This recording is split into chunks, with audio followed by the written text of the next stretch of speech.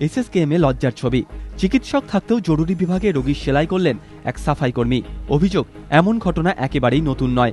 রাজ্যের হাসপাতালগুলির উন্নয়নে রাজ্য সরকার একটি উচ্চ পর্যায়ের কমিটি গঠন করেছে। সেই কমিটি এসএসকেএম হাসপাতালও পরিদর্শন করেছে, দেখে গিয়েছে জরুরি বিভাগের পরিকাঠামো। প্রশ্ন উঠেছে, তাদেরও কি কিছুই নজরে আসেনি? হাসপাতাল উন্নয়নে উচ্চ পর্যায়ের কমিটির প্রধান সুব্রত মৈত্র এখন তদন্তের আশ্বাস দিয়েছেন। সেভাবে এটা তো সম্পূর্ণ তদন্ত হওয়া উচিত যে একটু যদি ইমার্জেন্সিতে একজন ডাক্তার না থাকেন অথবা নার্স না থাকেন, তাহলে সেটা নিশ্চয়ই তদন্ত করবেন। সেটা এসএসকেএম হাসপাতালের সুপারিনটেন্ডেন্ট নিশ্চয়ই সেটা করবেন। আমার সঙ্গে নজর রাখবো কেন এটা হয়েছে, এটা হওয়ার কথা নয়। ঘটনার তীব্র নিন্দায় সরব হয়েছে সব মহলেই।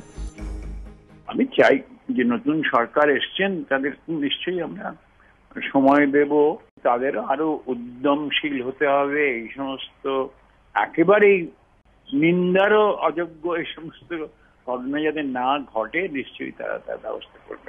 আমার একটাই বক্তব্য, ধন্য এদেশ। মানে সত্যি সত্যি এটা এসএসকেএম-এ প্রথম ঘটলো আমার মনে হয় না।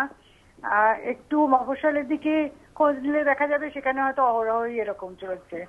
সিস্টেমে পচন ধরেছে, এই সিস্টেমগুলো পচন ধরতে ধরতে আজকে এই অবস্থায় এসে দাঁড়াচ্ছে। ঘটনার নিন্দা করে চিকিৎসক মহলের মত, কোনো অবস্থাতেই সাফাই কর্মীকে দিয়ে সেলাই করানো যায় না।